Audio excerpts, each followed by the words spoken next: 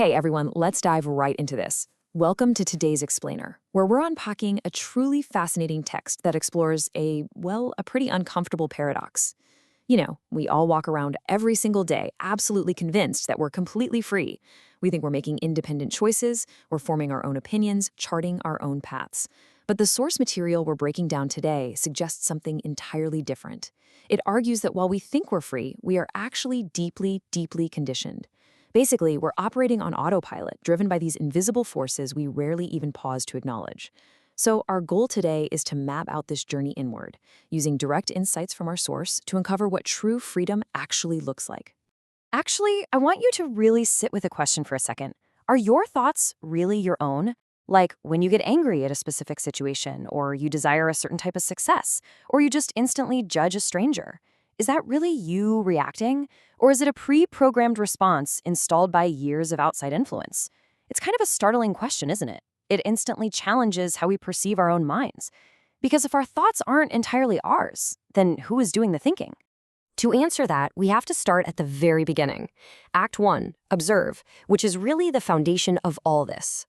The source makes it incredibly clear that you literally cannot change what you don't understand, and you definitely can't understand what you refuse to look at. Self-knowledge isn't some luxury or abstract philosophical concept here. It's the absolute, non-negotiable foundation of any true transformation. We have to know ourselves, which means observing your mind without judgment. And it's those last two words that are so tricky. Without judgment. Our normal default settings to constantly evaluate everything. We have a thought and we immediately label it, right? We say, oh, that's a good thought, I'm a good person, or wow, that's a bad, selfish thought, I shouldn't think that. But the text argues that the exact moment you judge, you stop observing. Before we can change a single thing, we just have to watch our own minds without condemning or praising what we see. Literally just watch.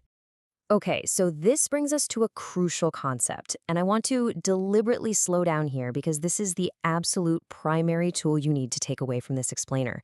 The text calls it choiceless awareness. It means watching your thoughts and emotions without controlling or condemning them, which naturally brings clarity. Think of it like sitting on the bank of a river, just watching the water flow by. You aren't trying to build a dam to stop it, and you aren't trying to push the water to make it go faster. You're just watching the debris float past.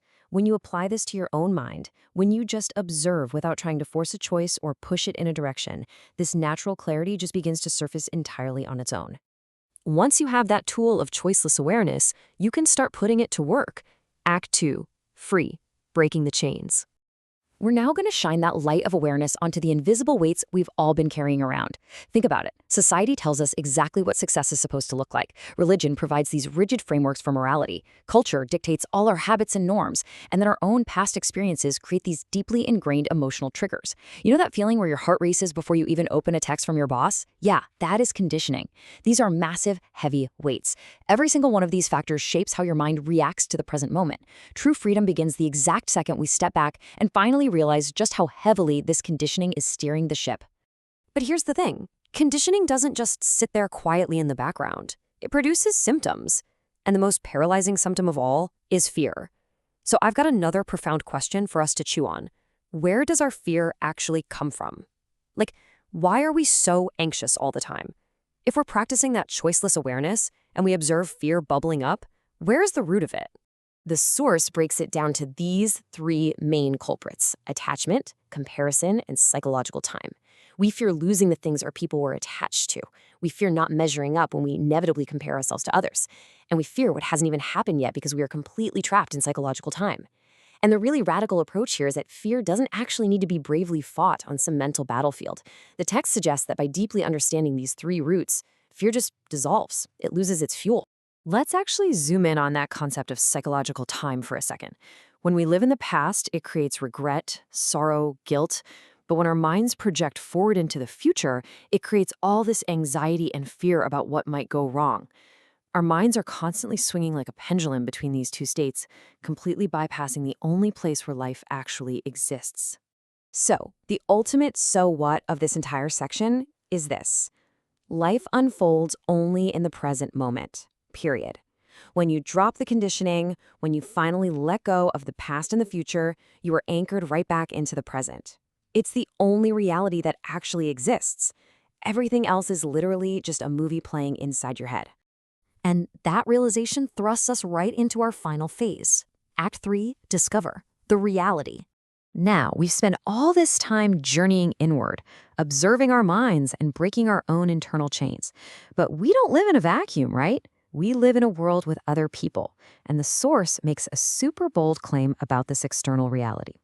It says that every single relationship reflects our inner state. Just let that sink in for a moment. It's a huge realization. Relationships aren't just external events happening to us, they are incredibly accurate inner mirrors. If you're chaotic inside, your relationships are going to be chaotic. If you're deeply conditioned by comparison, your relationships will be competitive and strained. So it naturally follows that observing our reactions to other people is actually how we understand ourselves.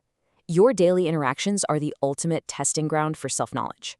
When someone totally annoys you, instead of judging them, you use that choiceless awareness to observe your own annoyance. Why did that trigger me? What past conditioning just flared up? That other person is simply providing the exact reflection you need to see your own mind. Which completely redefines a word we hear tossed around all the time: meditation. The source totally strips away all the mystical baggage here. Meditation is not some technique or ritual where you retreat to a silent room for 20 minutes and then go back to being angry for the rest of the day. Instead, it's continuous awareness in everyday life.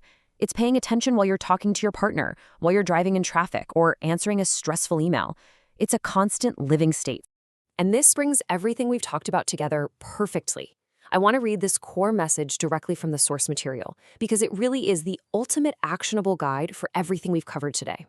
It says, observe yourself without judgment, free yourself from conditioning, and discover truth directly. That is the whole formula right there, and it's entirely in your hands. No one can do the observing for you, and nobody can break your conditioning for you. Which leaves us with this final, incredibly provocative quote from the text. Truth is a pathless land. You can't find it by blindly following an authority. You can't find it by adopting someone else's belief system or following some rigid, step-by-step manual. There's no paved road to get there. It has to be discovered directly by you right now in the ever-unfolding present moment. So I'm going to leave you with this question to think about. What path are you clinging to right now that might actually be keeping you from discovering your own truth?